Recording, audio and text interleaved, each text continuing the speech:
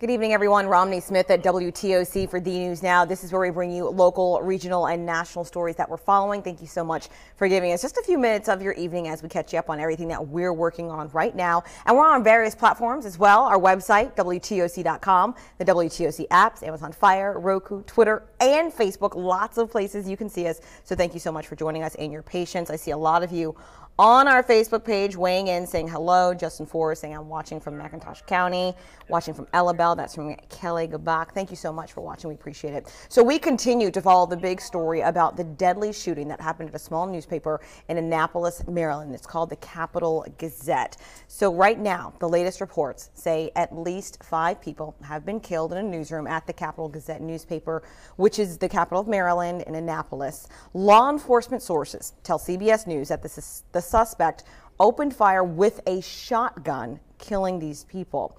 The suspected shooter is in custody, but police have not released his name.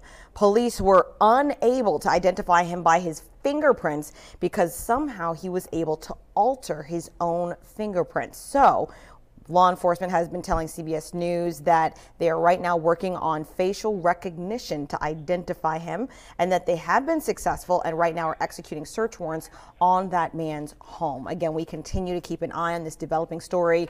5 people dead in Annapolis, Maryland at the Capital Gazette newspaper office, and law enforcement using facial recognition to identify him since he altered his fingerprints. Again, this is a big story nationwide. Closer to home, we also had a lot of breaking news today. The biggest, perhaps, a new chief of police for the Savannah Police Department. His name is Roy Minter, and he comes here from Peoria, Arizona, where he's been the police chief for 7 years. Peoria is a suburb of Phoenix, located just northwest of the major area.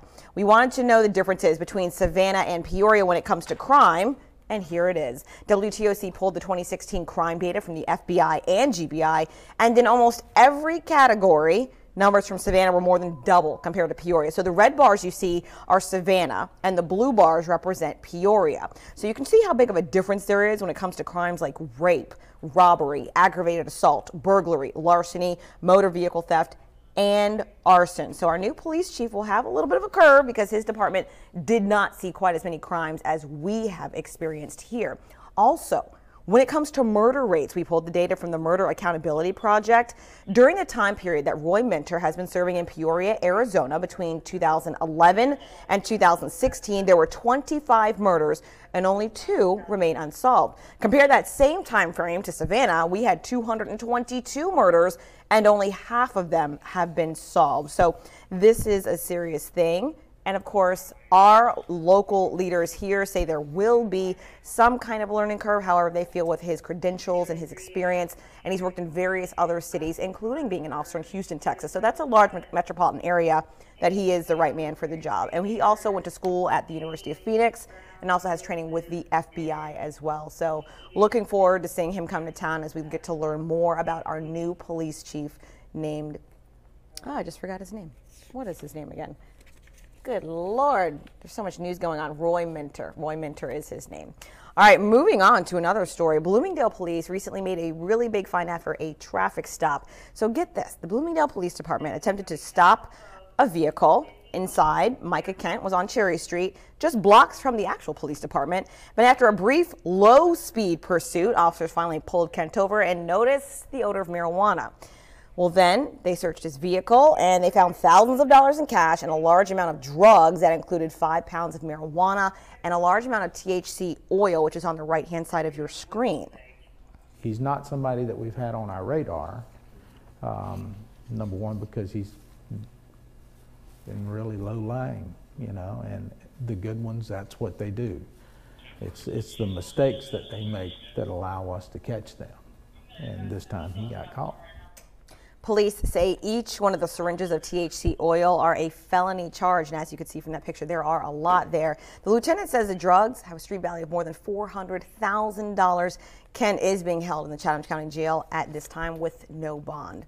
All right, I know we're all looking forward to the weekend, but before we get there, we have to show you what we're looking like right now. I have Futurecast up on my iPad. Of course, this is the WTOC app, if we could show that So as we see, if we move to the future and we play it, there was some storms that we experienced.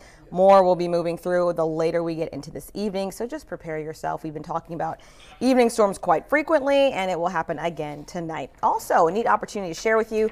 WTOC's Celebrate the Summer Tour continues this Friday. Our First Alert weather team will be in Pooler at the Surf Lagoon from 4 to 7:30. The WTOC Storm Chaser will be parked outside, and you can meet the weather team.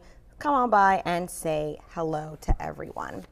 All right, I always tell you guys you can weigh in with comments or questions on Facebook. I'm seeing a lot of you guys just saying hello, people saying help us.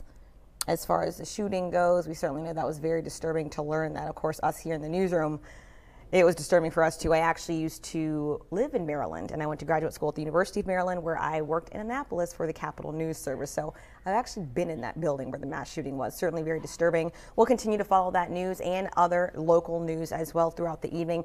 For now, thank you so much for joining us. You can always track stories online at our website, WTOC.com, as well as our social media pages, Facebook, Twitter, and Snapchat, and of course, my favorite, Instagram. See you later.